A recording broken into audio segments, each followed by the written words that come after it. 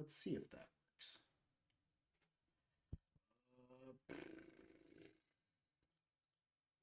Beautiful. Hello, hello, hello.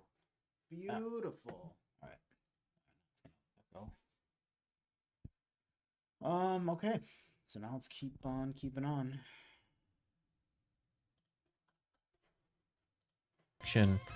And there's some other cool things we can do. So I'm going to just go ahead and erase that. I'm erasing that by using the right mouse click. Okay, let's just kind of test. It's automatically got, you can see since we've already configured this to be 32 pixels by 32 pixels, we've already see a little preview down here, and you can see that that grid looks exactly how I want it to. So I'll just say yes, and boom, we've got a tile map that's automatically got these grids in it, or this grid of tiles set up. And we could go over here to tile map and we could pick a portion of it and just start drawing. Okay, pretty cool, pretty easy to get just that basic tile map set up.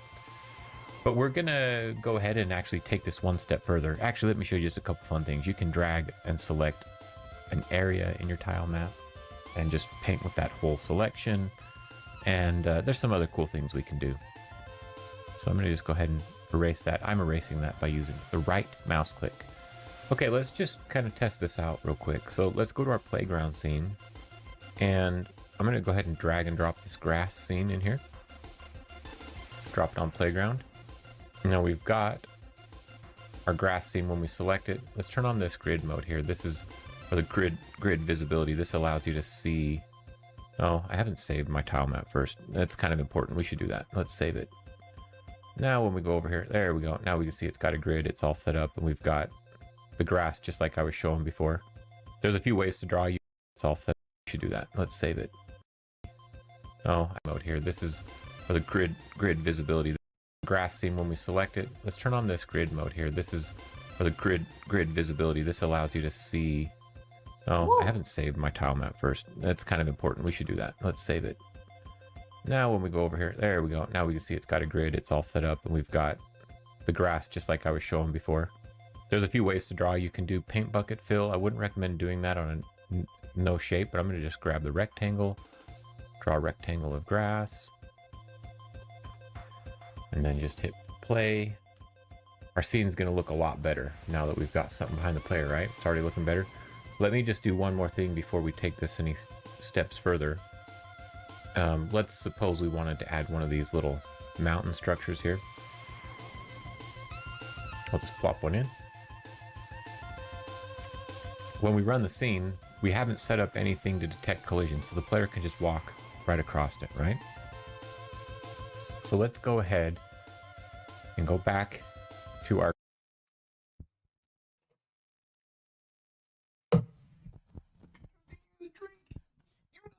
Oh, yo, what's up? Hey, I got a person. Oh my god. Oh, fuck. Taser, what's up, brother?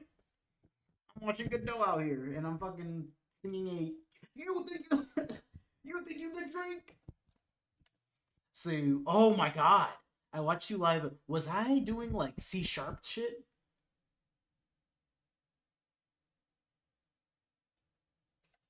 Maybe I should change the latency mode on this. Because I was not expecting people to actually show up. Let's see.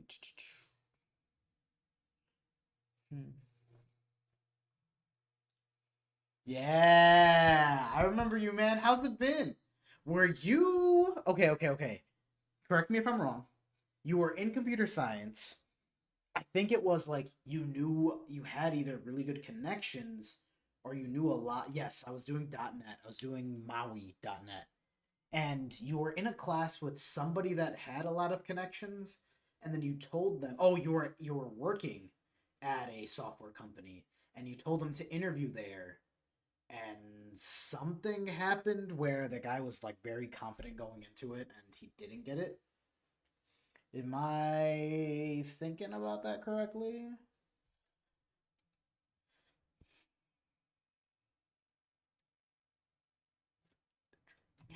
You're not even the cup. grass tile map scene. And we're gonna set up some physics layers and click. Oh, you were talking about interviews though. Yes. Yes, I was. Okay, then you're probably the guy that was of Arabic descent, I believe. Yes? Or somewhere close to that. Maybe I'm wrong. Really sorry if I am. But man, it's good. I do remember you though. Like I'm gonna tell you right now. Yes, yes, I remember that shit. Okay, good, good. Yes. Okay. All right. All right. There was literally only three options that I could have picked from because there was only like three people out of like that week or two that I was streaming. There was you, there was the other guy that I mentioned, and then there was someone else. And if you were that other guy, I would have been like, I'm so sorry for forgetting. But yeah, man, let me tell you, man, that shit was like my darkest point. You know what I'm saying? Like, there was so much uncertainty at that point in my life, and I was literally coding that .NET project for my life. You know, I genuinely felt like if I didn't figure out how to make this project, I don't think I would have gotten hired. Like that was my mentality at the time. But fast forward a year, you know, we're fucking. Oh, actually, no. I guess that's 7 months from this point. About 8 months. 8 months from that point. Fast forward to now. I'm in a good job. Yeah, bro. I got hired, man, and it's feels like a whole big ass weight has lifted off my shoulder. But the job is not done. I want to learn how to do this shit because I'm eventually making a Dragon Ball Z game. And every single year, man, every single year, I have I have the thought process to do it. And then I try to do it, and then I fail, and then I fail even harder. But then I found this tutorial, man. I found this tutorial by Michael Games. And this guy, like, he made an entire state machine. So, like, this guy's doing actually good code. Let me tell you, the last tutorial that I was watching, this guy would open up and say, and it's okay, like everyone's at different levels and stuff like that, but he would open up the tutorial saying like, yeah, this is not good code, but we're just gonna do it just for the sake of this tutorial. And it's like you can definitely tell by I think I got to like tutorial 10. By that part, there was just so much. My brother, hey, what's up, Austin? But by the 10th tutorial, you could see all of the spaghetti code that we made, and it was just so difficult to follow through. And especially when he's like, oh, remember this tutorial? Remember this first tutorial that I went through? Yeah, everything was wrong here. Let's just make the changes. It's like, what do I have to go off of here? But this guy, bro, this guy fucks. Let me tell you, man. Oh my god. But yeah, that's how it's been for me, bro. You have a good foundation in C sharp. You should move to Unity.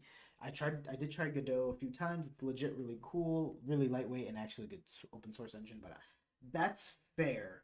I'm going to be doing 2D games more, so I feel like Godot is best for that.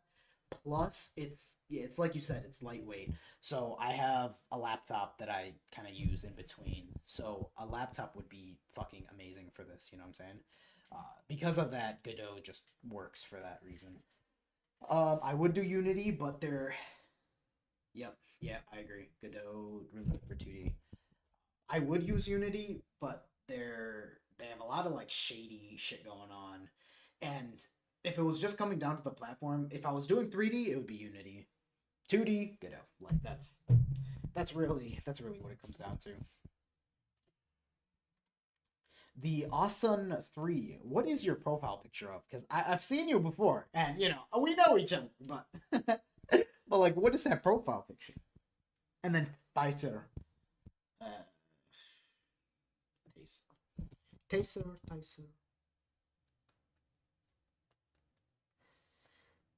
I assume I want to pronounce it with the Harubi pronunciation, but I say so. If that's uh Taisar.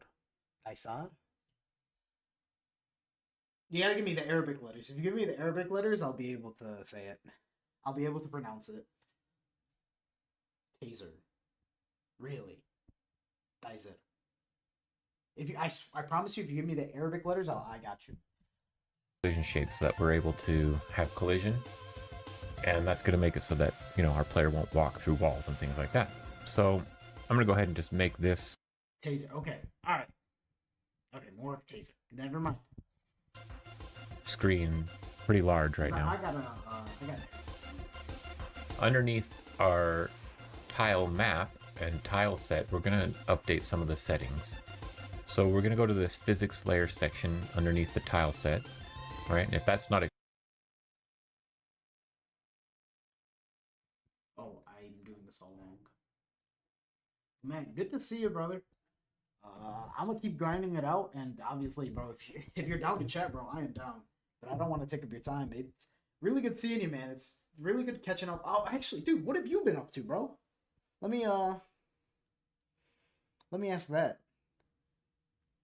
And I was kind of funny how I got this name up. I didn't even know it's Arabic until I played Valorant with some people, and I was getting called a woman apparently, as that was a woman's name. Okay. Huh? Yeah. Yeah. Yeah. Funny how that works, man.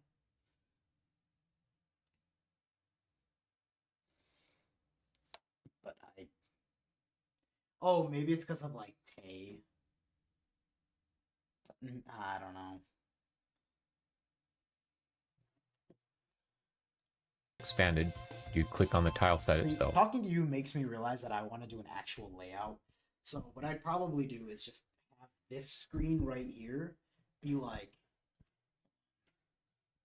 have my display monitor 2, have my monitor be like this, and then have like flip window capture. Let's see, picture in picture. Then have like the picture in picture of the tutorial that I'm following right here, and then like other bullshit like subscribe and shit like that. You know what? I might fucking do that shit. Might should do that shit right now. Fucking who's gonna stop me? Who gonna stop me? I show speed.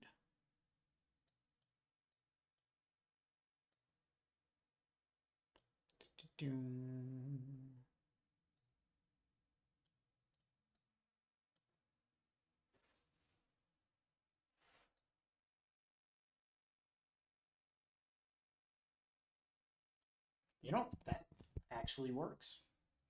I did dive into Unity and went into a Discord server to learn with others, and luckily I met a guy who's Egyptian too, so we worked together in a multiplayer FPS game, and it went really well. We even dived into multiplayer when we... Dude! Good shit, man! Good fucking shit! Good for you, brother! And expand physics layers. Let's add an element. Dude, I swear to God, every single game project that I've been with has just either never got, yeah, they've just all collectively just never gone off the ground. It's crazy, man. Like I'll talk with my friends, and we'll always be like, man, I really just want to make a game. I really just want to make a game. And I'm like, bro, fuck it. Let's make a challenge. In 1 month's time, we'll make a game. Or if I make a game, or we both compete to make a game. And by this time, we will have made a game. And then week 1 comes in, we're all motivated. We'll fucking get coffee and shit like that. And we'll fucking like bro it out. And then week 2 comes in. Man, I'll get into it next week. I'll get into next week. And then week 3 comes in, and nobody's fucking doing that shit anymore. It's really good when you're working with someone. You get inspired and motivated, though. That's really no. It's at a certain point, and this is the point that I'm at right now. I fuck motivation. I'm committing. I'm spending time. Why would I waste my time just doing fuck all? You know what I'm saying?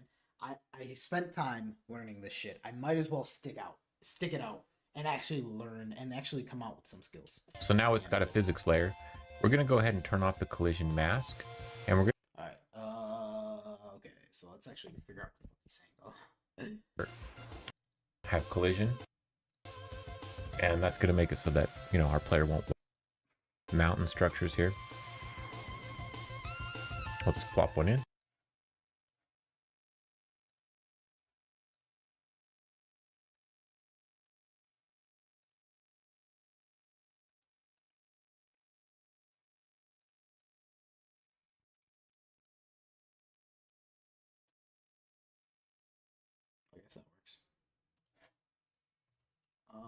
I should make it like closer to him, I guess. Whoa, okay, that's good. Now, if you really want to get into real deal, you want to find somebody that's got the same interest that you got on a game and do it together, you know, too. Oh, I agree. I agree wholeheartedly, bro. The first time that I was, oh yeah, dude, hell yeah, good seeing you, man. Good seeing you, man. Have a great day, and bro, yeah, yeah. Let me know. Let me know if you ever need anything, brother. I am here. If you need any advice, I do free resume reviews. So if you're still in the computer science space and you need like a touch up on your resume, hit me up. I will be there, and I plan to do that more in this year. But have a good one, bro. It's good catching up to you. Catching up with you. When we run the scene, we haven't set up anything to detect collision, so the player can just walk right across it, right? So let's go ahead and go back to our grass tile map scene. And we're going to set up some physics layers and collision shapes so that we're able to have collision. Thanks, bro. Have you got a Discord server or something? I do, but it's not coding related. It's like it's something else entirely. It's not programming at all. So, um, no, nothing for programming related. And I don't, I don't know. I don't know. I don't. Yeah, I don't plan on having a Discord. I don't plan on having like a general Discord for something. Um, yeah, but I guess we'll talk on that bridge when we get there. If you ever catch me in a future live stream, maybe that'll change. But I don't want to take up your time, brother. You have a good one, man. But that is a good question. I'll have to think about that. Because right now I'm not. I don't think I'm at like the level of fame where I can monitor a Discord server or something like that. The one Discord server that I have isn't like it's not popular enough that I have to monitor it. You know what I'm saying? So a general Discord might be weird because I wouldn't know people from that community. You know what I'm saying? But I do have one, but it's just not. It's just not what it. It probably wouldn't be for someone like you. It's not like a. It's not a programming one. It's just a gaming one. And All that's that going to to make it say, so that, our player won't walk through walls and things like that. So I'm going to go ahead and just make this screen pretty large right now. Underneath our... for sure, yeah. You'll need a Discord server when your community gets bigger, at least for the game you're making. So you get. I agree wholeheartedly. Um, and yeah, I guess it's one of those like I'll cross that bridge when I get there. I want to make an MVP first before I actually have like playtesters and shit. Like the farthest you can see the farthest that I've gotten for a game. Here's my channel.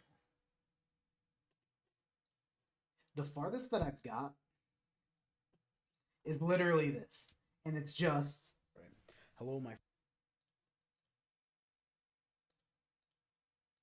This is the farthest that I've gotten in a game. So I'm not even at the point where I need a tester because everything is fucked. Everything is broken. So forget having a tester. You know what I'm saying? Tile map and tile set, we're going to update some of the settings. It's pretty large right now. I'm going to go ahead and just make this screen pretty large right now. Underneath our tile map and tile set, we're going to update some of the settings. So we're going to go to this physics layer section underneath the tile set, right? And if that's not expanded, you click on the tile set itself and expand physics layers. Let's add an element. So now it's got a physics layer. We're going to go ahead and turn off the collision. Let's add an element. That was the tutorial that I just came from. Deathworm's videos are really flipping good, man. They're really good. But this guy is literally on a different level. This guy like genuinely knows his shit. So I'm gonna stick with this guy through thick and thin. Oh, I have to go to setup. Let's see, patterns. I might have to go to setup. Oh, I might have to go to Grass 01. There it is.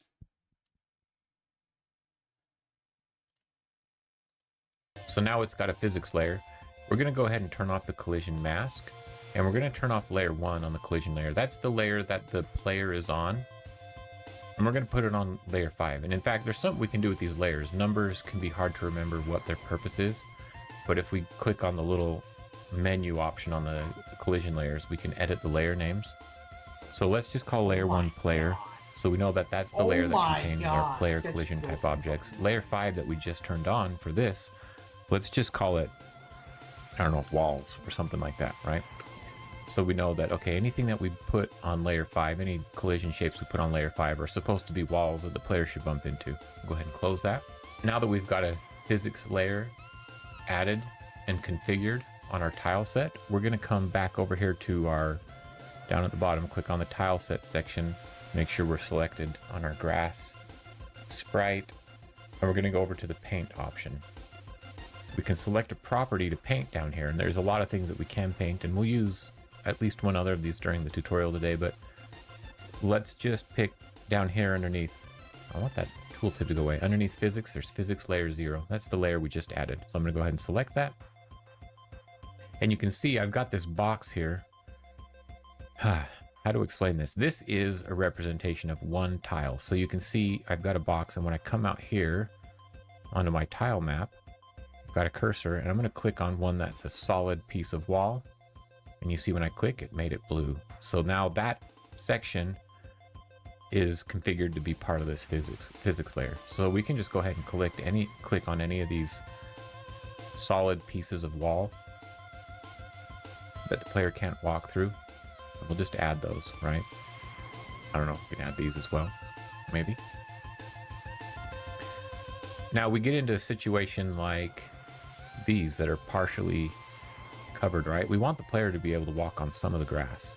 So we don't actually want that shape, but you'll notice in this little painting dial or UI, we can actually drag these little points around. And in order to keep it pixel perfect, I like to turn grid snap on, and I'm going to set this number of grid divisions to 32 because that's how many pixels we have. So now I've got this little scene here. We can zoom in a little bit. I wish this window were a little bit easier to resize, but now you can see I've got a little marker for each pixel and it's snapping to them. So that'll make it pretty easy to create a shape that is pixel perfect. So create something like this, right? The blue area is where the player cannot walk, and then the empty part is where they can walk. So now I can just click this onto these little layers here. This one's interesting. Let's just drag this over. We just need to make a tiny little corner piece where the player can't walk, maybe. Something over here. This one's interesting. I can just click this onto these little layers here.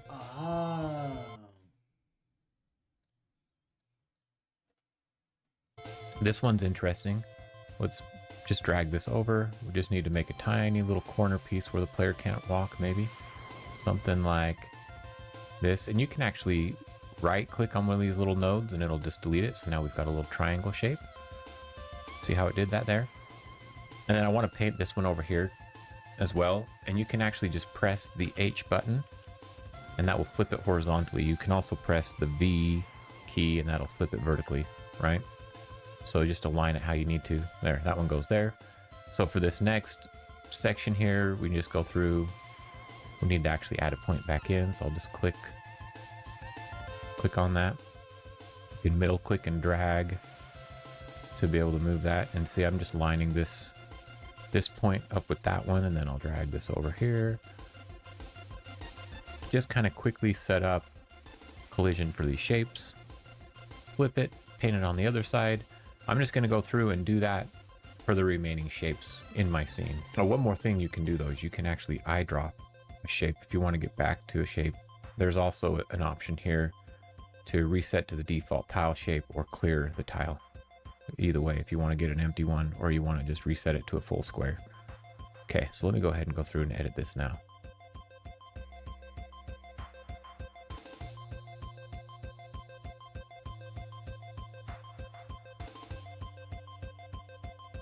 Now we've got a few other sections of pieces that we're going to want to configure. like this one here. These shapes are a little bit odd, but same principle applies that we've been doing this whole time. You might actually need a few extra points. This one looks like I need a fifth point. There we go.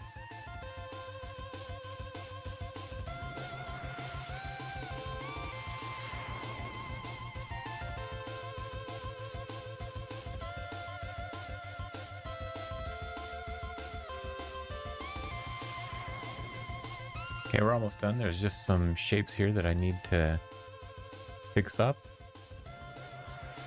So these corner pieces, I think, and then I think we're good.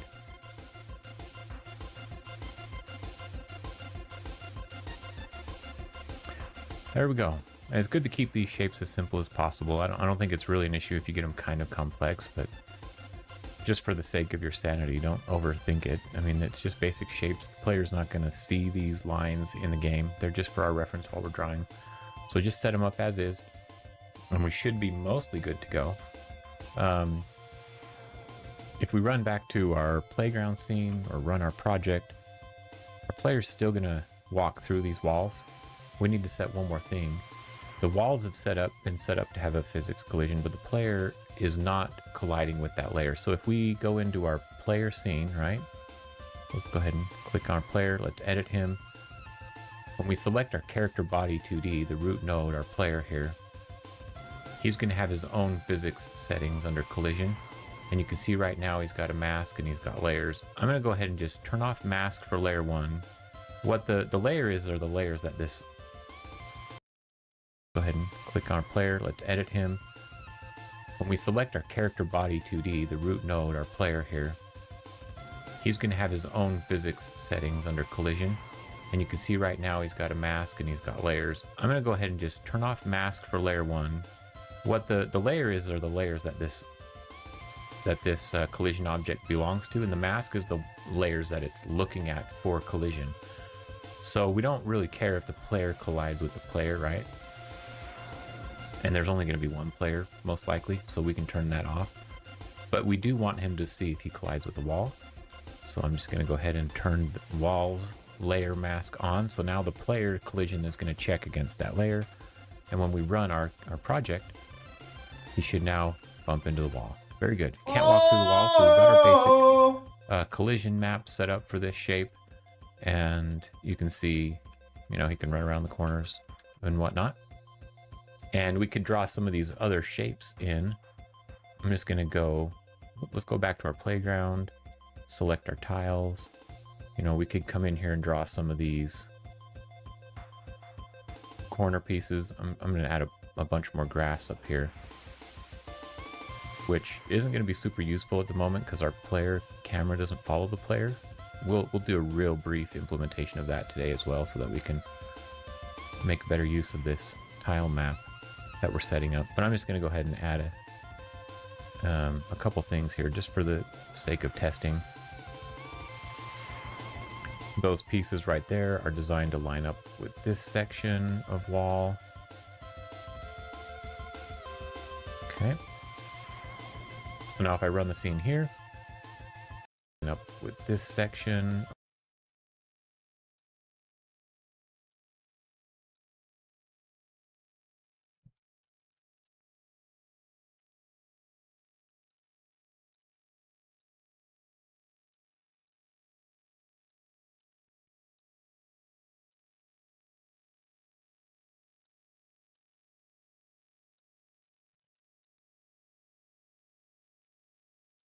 They call him the what?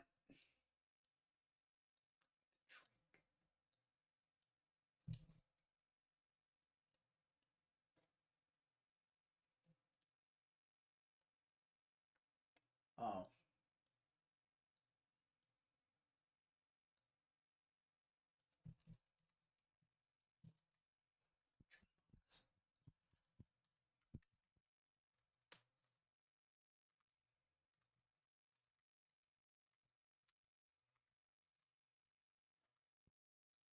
Of wall. Okay. So now if I run the scene here, we've got some areas for our player to walk around and collide and all that. And it's starting to make the game look more like a game now that we've got some backgrounds.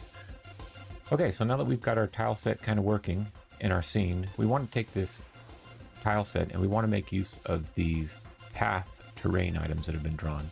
Now these have been created to match this pattern here that you see in my A sprite file. And this is a fairly common way of setting up an auto tile palette in Godot. And there are other ways to do it, but we're just going to use this as an example. So if you didn't grab my file and you have your own, you might have to adjust what you're doing a little bit. Otherwise, you can grab the sample sprite sheet on the itch.io page I have linked in the description. And so let's go ahead and let's go back into our grass, into this scene, and we're going to edit a few things here. So we've already added a physics layer, right, to this tile set. We now want to add a terrain set. So I'm going to just go in here and click add element. And it's going to make a new terrain set.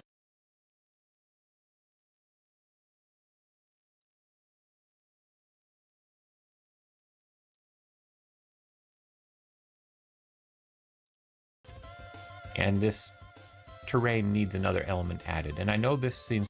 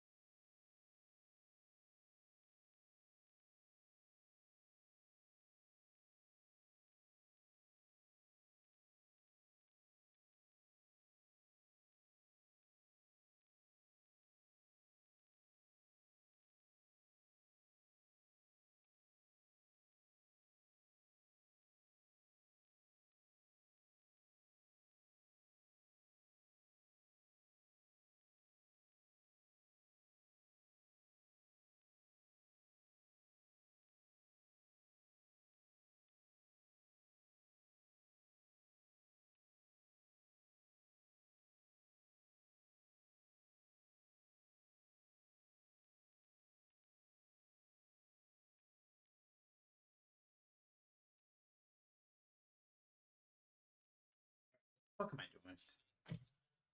kind of weird and confusing, and there are complaints. And click add element. And it's going to... We've already added a physics layer, right, to this tile set. We now want to add a terrain set. So I'm going to just go in here and click add element. And it's going to make a new terrain set.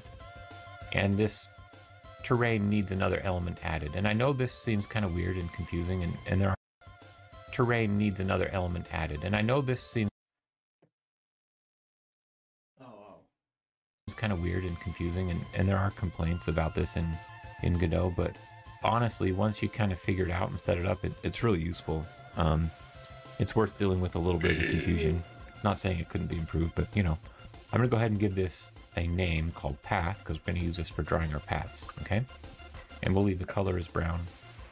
That matches our path.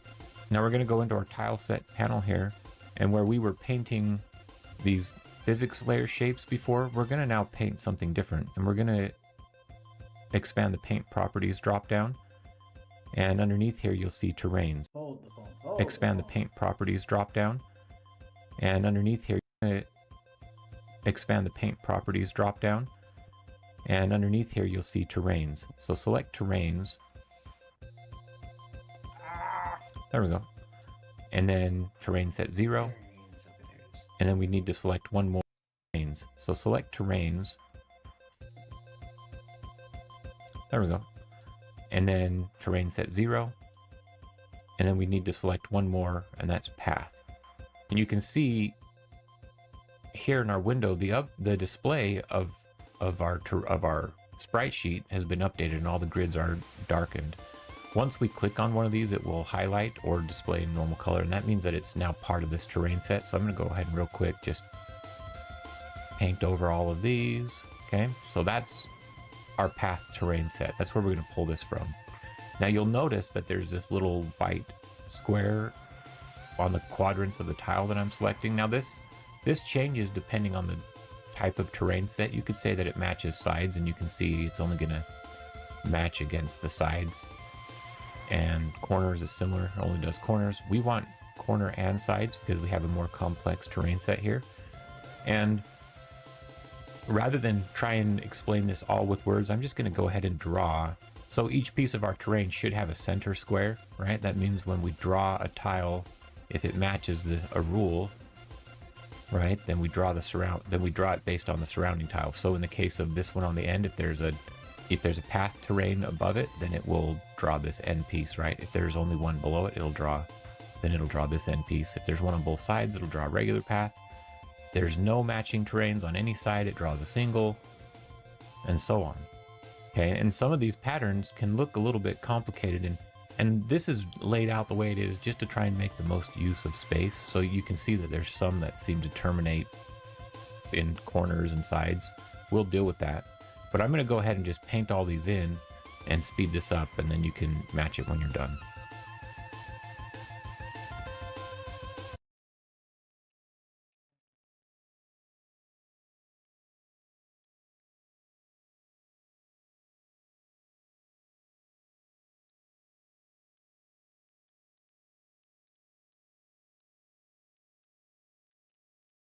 And you can match it.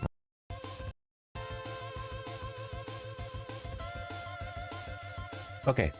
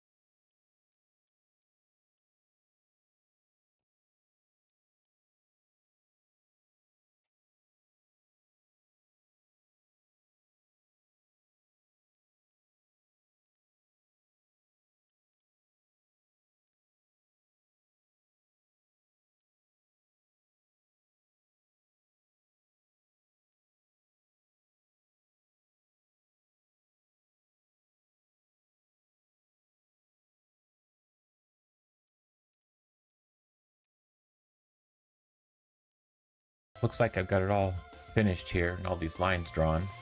So that's what we need to do to get this set up. Okay, so now that we've got this tile set up, let's make sure we save our tile scene here. And I'm gonna go ahead and set up. Let's make sure we save our tile scene here. And I'm gonna go ahead and minimize this a little bit. I'm gonna go back to our playground and look at our grass layer here. We've now got the option when we select tile map to go over to terrains, and we can select path. And when we're drawing a path,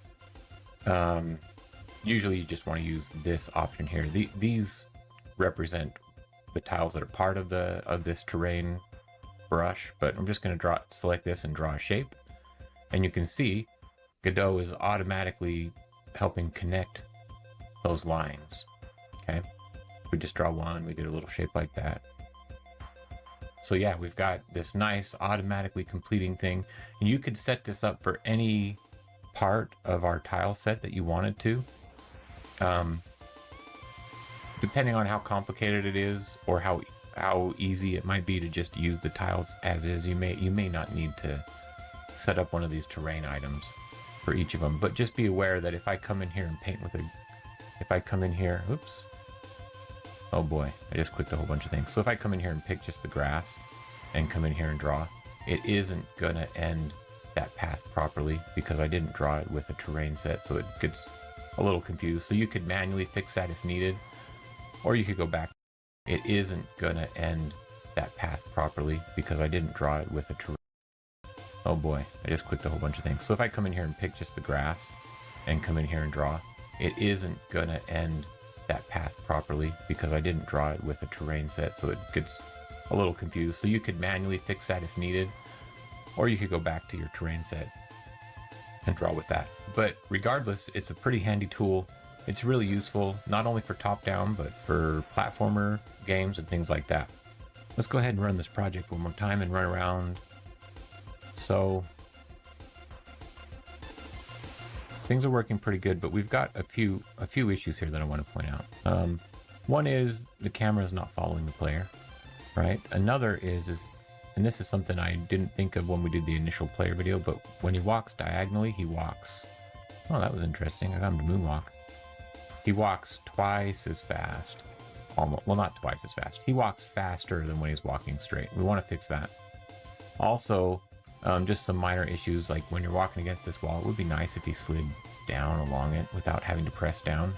It works fine going up because of the angle, but we'll go ahead and fix that as well. So stop playing around with this and let's address a couple of these items.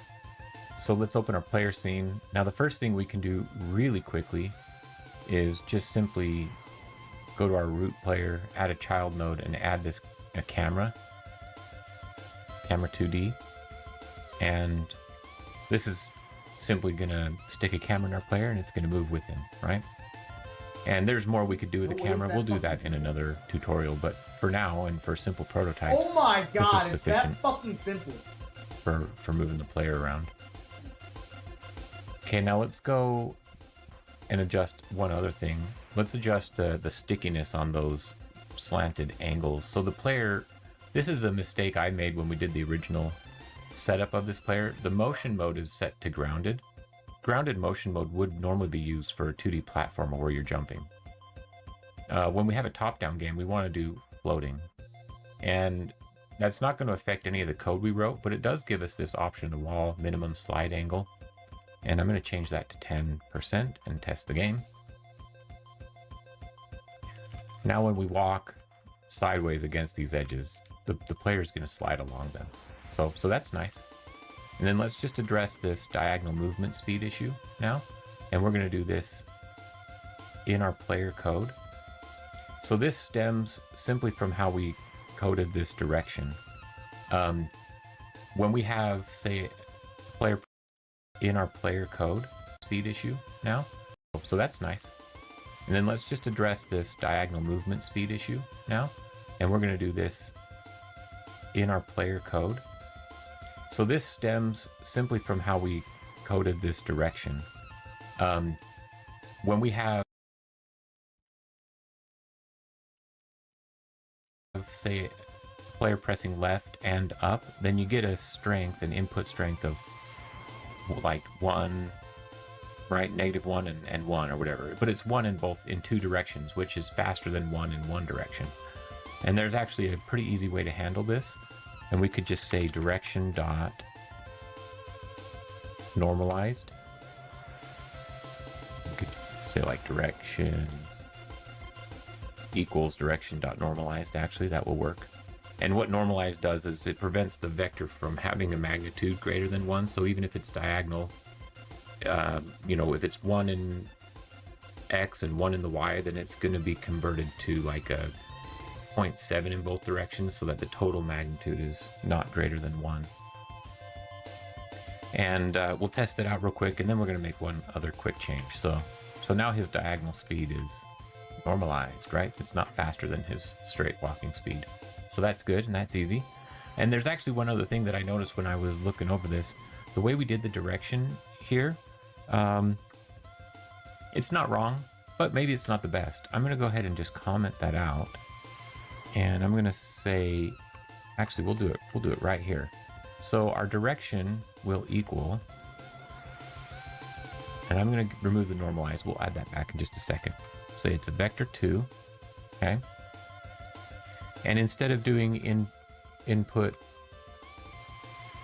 dot get action strength, we're going to do get axis. And I just had forgotten that this is a thing in Godot. It's pretty useful. So you can see it takes a negative action and a positive action. So for the X direction on our vector 2, that's left and right, and left is negative, and then right is positive. Put a comma, make a new line. Do the same thing for the Y direction. So we're going to get an axis. This time it's up and down. Okay. And that's our vector 2. So you notice we did that. You could put this all in one line if you wanted. I'm going to go ahead and leave it spaced like this because I kind of like the readability of this a little bit better. But I'm going to go ahead and add my normalized back onto the end of that just by typing period and then normalized. So there we go. We're setting our direction now with this line of code. And functionally, it works the same. But it's a little bit cleaner and a little bit nicer. So there we go.